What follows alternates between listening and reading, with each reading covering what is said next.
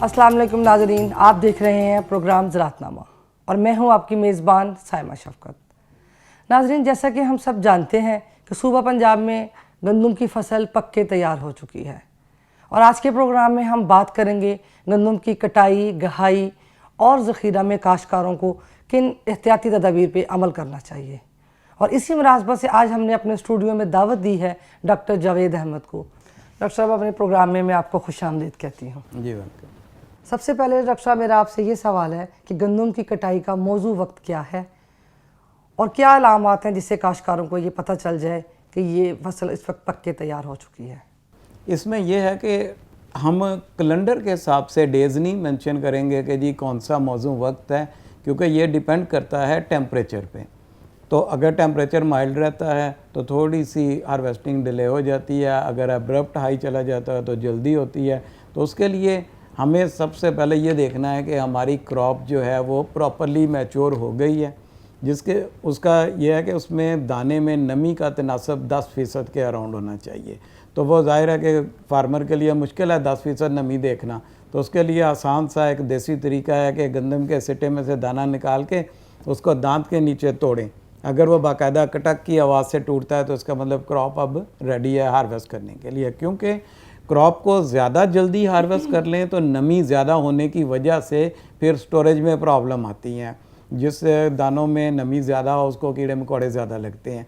और अगर हम लेट करें तो फिर हार्वेस्टिंग और थ्रेशिंग के दौरान दाने गिरते ज़्यादा हैं तो उससे ज़िया होता है। इसलिए प्रॉपर टाइम पे इसकी हार्वेस्टिंग बहुत ज़रूरी है। डॉक्टर साहब, गंदम की कटाई के बेहतर तरीक़ाकार के बारे में हमारे काश्तकारों की रहनुमाई कीजिएगा।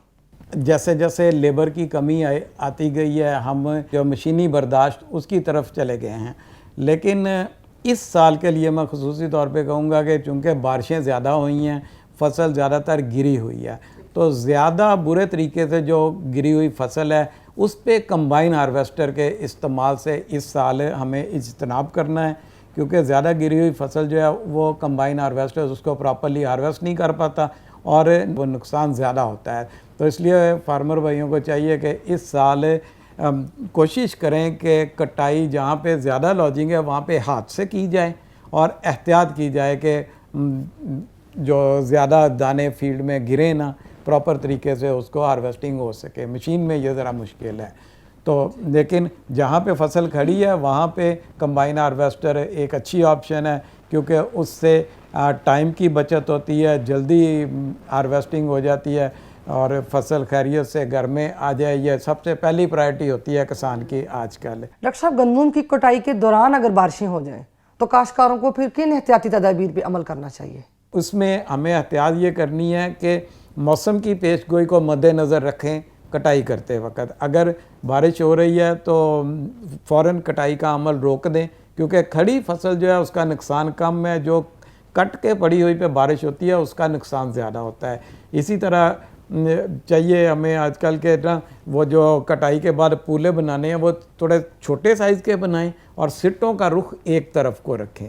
और उसके बाद जब कटाई मुकम्मल कर रहे हैं तो वो जो खलवाड़ लगाने हैं वो फील्ड के निस्बतन ऊंची जगह पे लगाएं और उनके इर्द गिर्द भी पानी के निकास के लिए नाली बनाएं और खलवाड़ इस तरह लगाएं कि सिट्टों का रुख ऊपर की तरफ रखें, ताकि अगर बारिश हो भी तो हमारा नुकसान कम अज़ कम हो। डॉक्टर साहब, हमारे काश्तकारों को ये बताइएगा कि काश्तकार कटाई के बाद गहाई करते हुए किन एहतियाती तदाबीर पे अमल पैरा हों।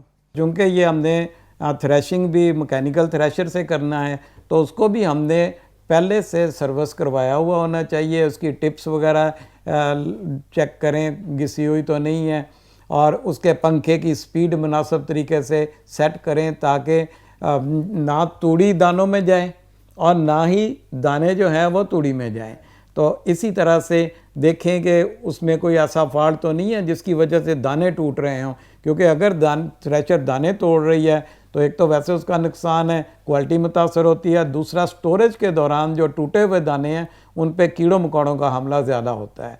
तो ये अगर थ्रेशर की प्रॉब्लम जो है ना उसको चेक करें। उसके साथ जब थ्रेशिंग कर रहे हैं तो उस वक्त नीचे तरपाल वगैरह का बंदोबस्त करें ताकि सिट्टे ज़ाया ना हों।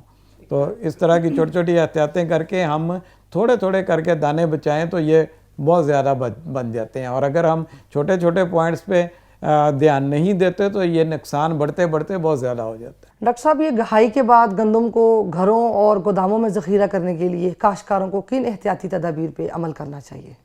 जी, सबसे पहले तो ये है कि हमें नई बोरियों का प्रेफरेबली जो है ना वो नई बोरियों का इस्तेमाल करना चाहिए। अगर पुरानी भी हैं तो महकमा ज़राअत के मशवरा से उस पर जहर का इस्तेमाल करें प्रॉपर उनको, और उल्टा के उनमें से पिछले साल के अगर कोई दाने वगैरह हैं वो साफ़ करें। साफ़ सुथरी बोरियां हों जिसमें गले को ज़ख़ीरा करना है। उसके साथ साथ जैसे मैंने पहले भी जिक्र किया है कि 10% से ज़्यादा नमी नहीं होनी चाहिए स्टोरेज के लिए, और अच्छे साफ़ सुथरे स्टोर उनको सिलेक्ट करें। पहले उनकी सफाई करें, उनमें फंजीसाइड का इसका और इंसेक्टिसाइड का स्प्रे करें, और साफ़ सुथरे हवादार गोदाम होने चाहिए, और उनमें जो है ना गंदम को स्टोर किया जाए। ज़्यादा नमी वाली स्टोर नहीं करनी क्योंकि उस पर कीड़ों मकोड़ों का हमला ज़्यादा होता है। और उसके बाद जब बारिशों का मौसम आए तो फिर उसको प्रॉपरली फ्यूमिगेट करके कीड़ों मकोड़ों से महफूज करें ताकि गंदम सारा साल आपके पास जो मौजूद रहनी है वो अच्छी हालत में रहे, इस पर प्रॉब्लम ना आए। अच्छा डॉक्टर साहब, अगर काश्तकार अपनी गंदम की फसल में से अगले साल के लिए बीज रखना चाहें तो उसका क्या तरीकाकार है? जी देखें, सबसे पहले तो हम फार्मर को प्रायोरिटी पे कहते हैं कि जो बीज है ना, बीज एक बुनियाद फराहम करता है अच्छी फसल की। तो अच्छी अक़साम का चुनाव करके उनका अच्छा बीज जो कि आप पंजाब सीड कॉरपोरेशन से भी ले सकते हैं, और जो FSCRD के साथ रजिस्टर्ड सीड कंपनीज़ हैं उनका सीड भी, जो FSCRD का टैग्ड सीड है, सर्टिफाइड सीड, वो इस्तेमाल किया जाए। लेकिन बहुत सारे लोग वो इस्तेमाल नहीं करते, कुछ फाइनेंस की वजह से, कुछ वैसे नॉन अवेलेबिलिटी कम दस्तयाबी की वजह से, तो बहुत सारे फार्मर घर से गंदम के दाने इस्तेमाल करते हैं। तो ये कोई बहुत बड़ी बात नहीं है। उसमें यह है कि ऐसे आम जो बिन में पड़े हैं, पड़ोला जिसको कहते हैं, उससे लोग निकाल के उसको बीज के तौर पे इस्तेमाल कर लेते हैं। तो ऐसे ना करें। अगर आपने अगले साल बीज घर से इस्तेमाल करना है तो पहले से एक फील्ड जो साफ़ सुथरा हो उसको मार्क कर लें। उसमें अगर कोई बीमार पौधे हैं, ये जो लूज स्मट वाले, कांग्यारी वाले कोई सिट्टे हैं, उनको निकाल दें। उसके साथ एक अमल रोगिंग कहलाता है, आप फील्ड में फिरें, कोई सिट्टा जो ऊंचा नीचा है या उसका रंग और है उसको निकाल दें। उसके बाद वो फसल जो है वो उसकी कटाई हाथ से करें दरांती के साथ, और उसके जो खलवाड़ हैं वो भी अलहदा से लगाएं, और उसकी थ्रेशर के साथ जब थ्रेशिंग करनी है तो पहले थ्रेशर को अच्छी तरह साफ़ करें, पुराने दाने निकाल दें, और फिर इसकी थ्रेशिंग करें जो वैरायटी आपने रखनी है।